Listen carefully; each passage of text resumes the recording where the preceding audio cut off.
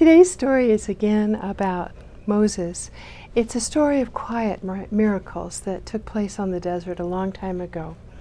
Because the kind of story it is, it's a Waldorf style telling. Again, I have to remind you that scale doesn't matter. So, Moses and his brother Aaron might be this size, and you'll just have to imagine that that old dead tree is big enough to be tree size next to Aaron and Moses. And the next thing you're going to remember is that you can't really tell their faces. They're blank faces because you get to imagine what your Moses looks like. It was so long ago, nobody really knows anymore. And finally, when we tell one of these stories, we always invite it to us with a song. Bible, Bible, tell your story, speak to us about God's glory. There's so much we need to know. Tell us how God loves us so.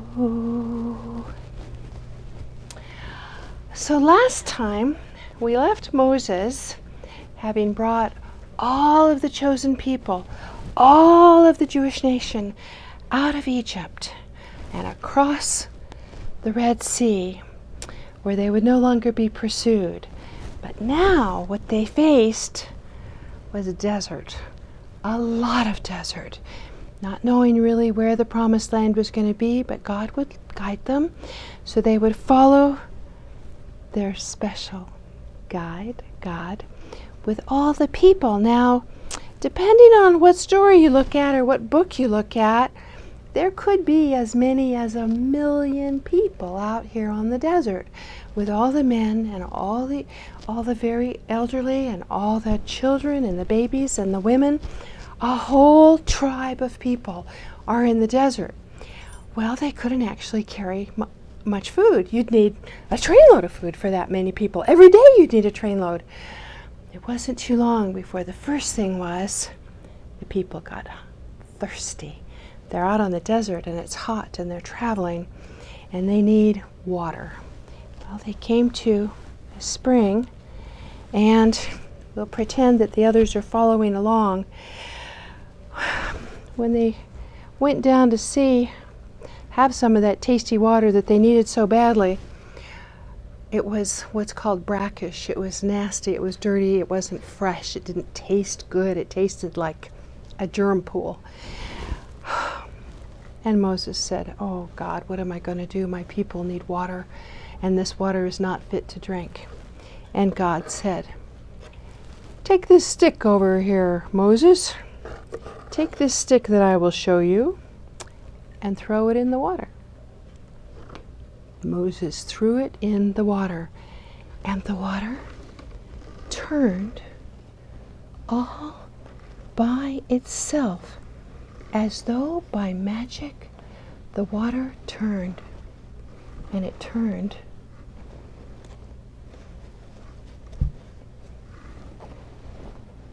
It turned sweet. It turned good to drink. It turned tasty instead of brackish. So all the people drank. They went a few more days, thank heavens. They found an oasis in the desert. It's a place where there's greenery and trees for shade and water coming down from springs. A natural resting place. So after their days of travel, they were able to rest here and get more water to drink and more water to carry with them for their difficult journey into the desert, the difficult journey that was still ahead.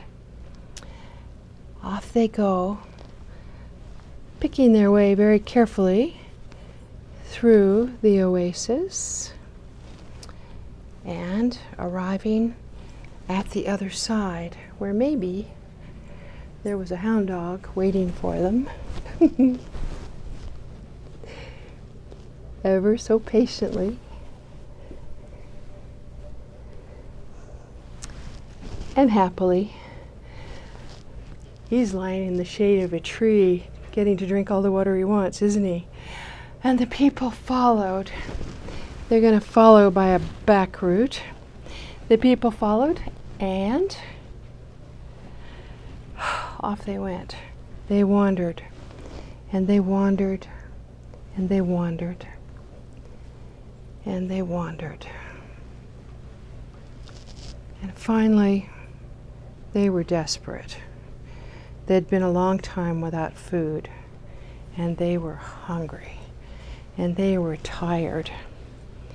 And just like you and me, in the back seat of a car that never gets to where it's going, they were cranky. And they said, "Oh, Moses, if we'd known how hard this was going to be, we would never have followed you, because at least back under the Egyptian rule, we got to sit around at night and eat meat and bread, and at least our tummies were full and we felt fat. And now we're out in the middle of nowhere, and our tummies are grumbling, and we're so unhappy, and we're so miserable." Moses went and talked to God.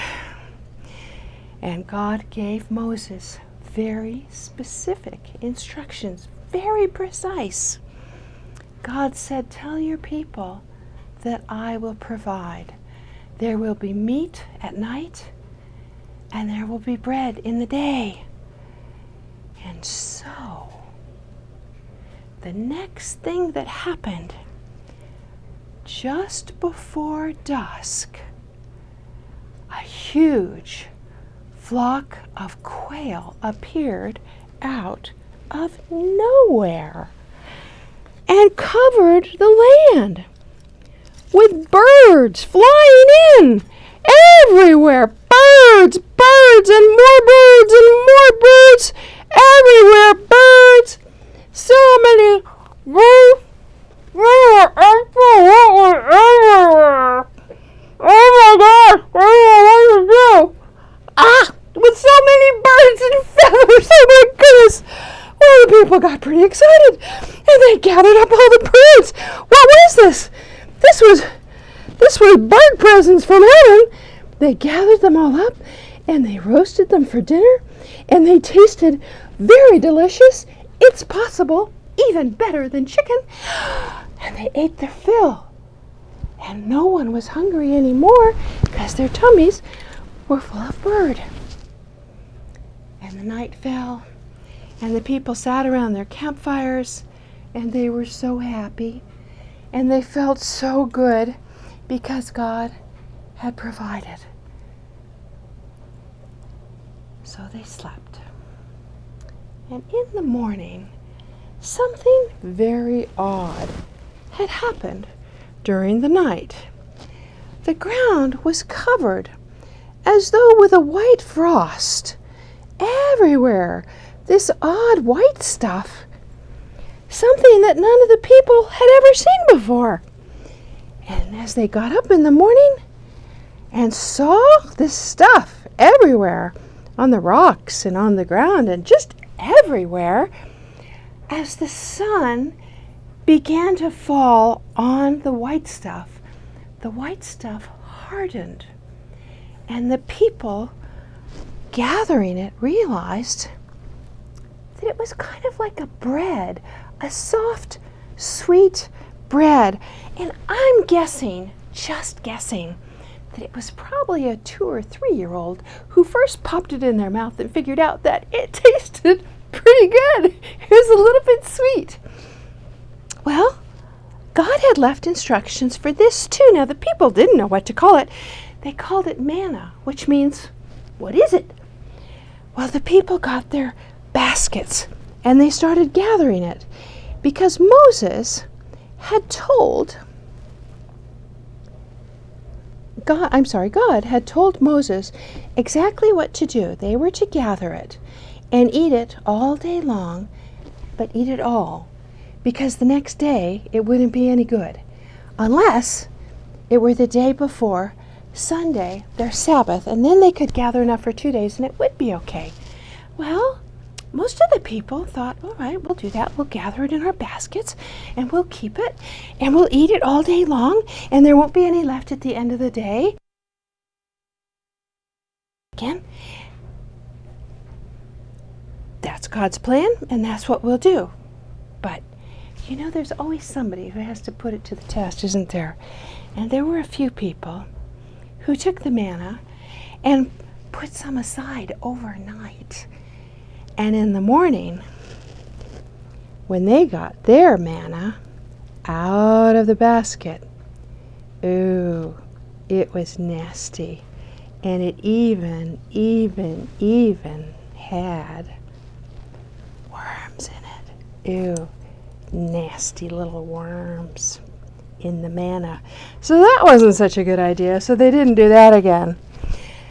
From now on, they would be fed, and they could trust. God had revealed to them that they really were His chosen people, and more than that, He had taught them the lesson that life is okay if you just trust to God. Bible, Bible, tell your story, speak to us about God's glory.